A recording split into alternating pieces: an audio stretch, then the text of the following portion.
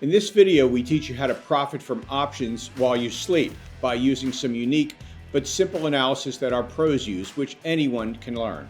I'm Seth Freuberg, and we are one of the top proprietary trading firms in the world with numerous 7- and even 8-figure per year traders. You found the right place to learn. While lots of people like to trade option strategies over long time frames like a month or two or even more, the fact is that most traders would like to earn their profits much more quickly than that, and the good news is that there is a valid trading style that allows you to earn very strong profits in less than one day, as long as you're willing to take overnight risk, for which the options market is prepared to pay you very handsomely. And so if that kind of quick profit potential is of interest to you, you should stick around, because I think you're going to find this video and this strategy intriguing. Before we get into the option strategy we'll be teaching you in today's video, if you're absolutely brand new to options trading and you don't know much about how options work, we put together a video for you to understand options basics.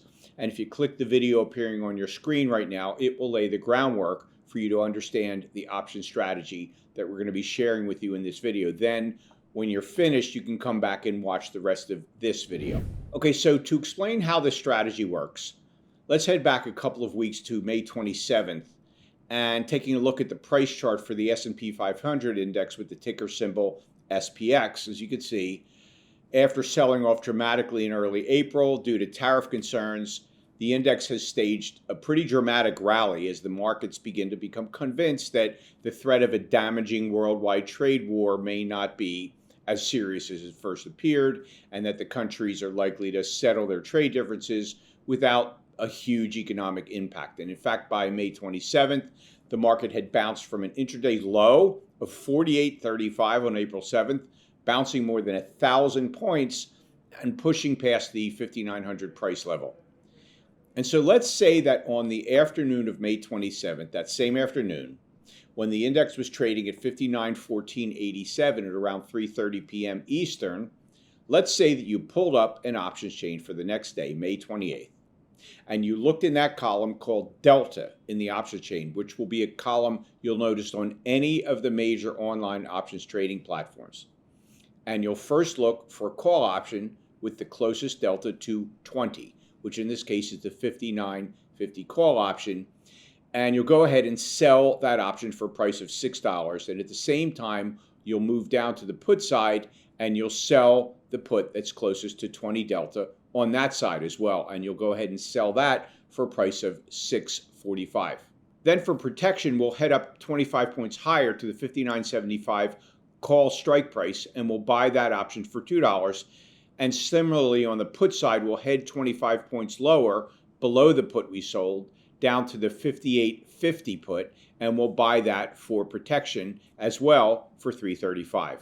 And so when we do that, selling a call higher above where the index is trading and selling a put below where the index is trading, and surrounding those short options with a long call above the short call and a long put below the short put. When we do that, that particular combination is known as a market neutral iron condor, and it's one of the option strategies very frequently traded by professional options traders. Before we drill down deeper into what we've just done, let's first answer a question you're probably asking, and that is, why did he choose those particular options to sell, those 20 delta calls and puts?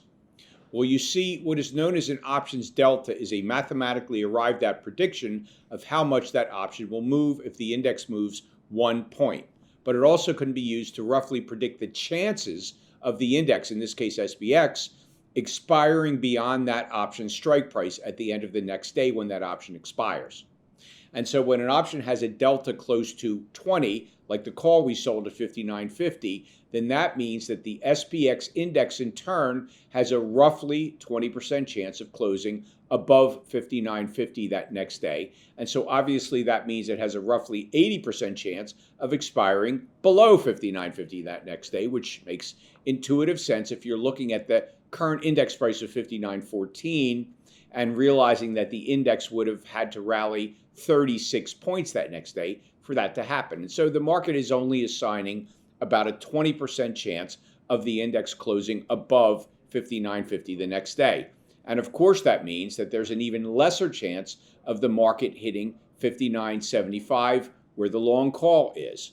Now, moving down to the put side, with that 58.75 put having a delta of close to 20 also, well, that means that basically the options market is saying that to the downside, the chances of the index closing below 58.75 is about 20%. Also meaning that there's about an 80% chance of the index closing above that price. And it's obviously even a greater chance that the market won't close below the location where the protective put is located at 58.50. Why are we spending so much time talking about the probabilities of the market closing above the call we sold or below the put we sold? And if you hang in there, you'll understand shortly. You see, when we first entered the trade, we actually collected cash. And let's break down why that's true. Remember, we started the discussion by selling a call at 59.50 for a price of $6. But remember, each index option pays off at a rate of $100 per point for every point the index closes below that option strike price when it expires. So you multiply that by 100, and so you actually collected $600 for selling that call. And the same is true for the 58.75 put below the market.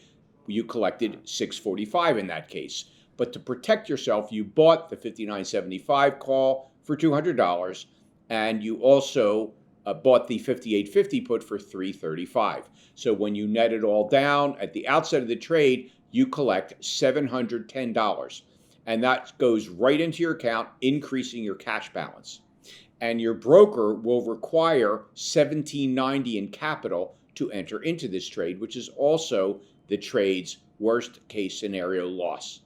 Okay, so as we said, after we put the trade on, the market then closed a little bit higher at 59.2154.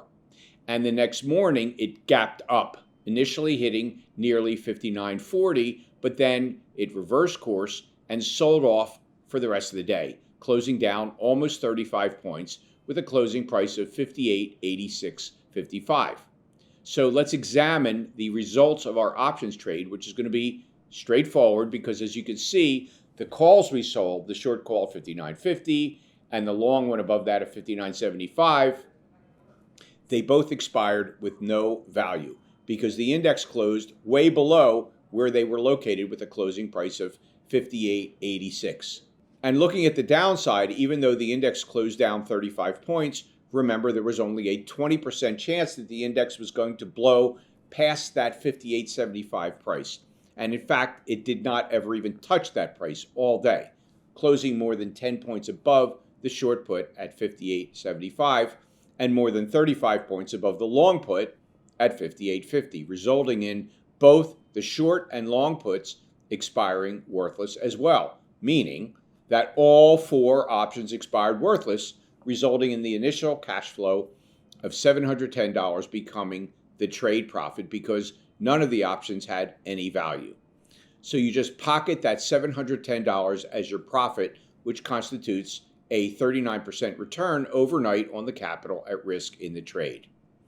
And so the key to the trade is that we intentionally set the deltas at a strike price where it's less than a 20% chance that the short call will have to pay off, but there's also less than a 20% chance that the short put will have to pay off. And so if neither of them pay off, then obviously the protective options farther away from the market will expire worthless, which gives us the result that we just experienced on this trade, a full win, where all the options expire worthless, and we have the maximum gain on the trade, which is the initial cash we collected in the first place. Before we wrap up, I wanted to make sure you understand that this is not a trade that's going to win all the time by any means. There are going to be cases where the market pushes past either the short calls on the upside or the short puts on the downside.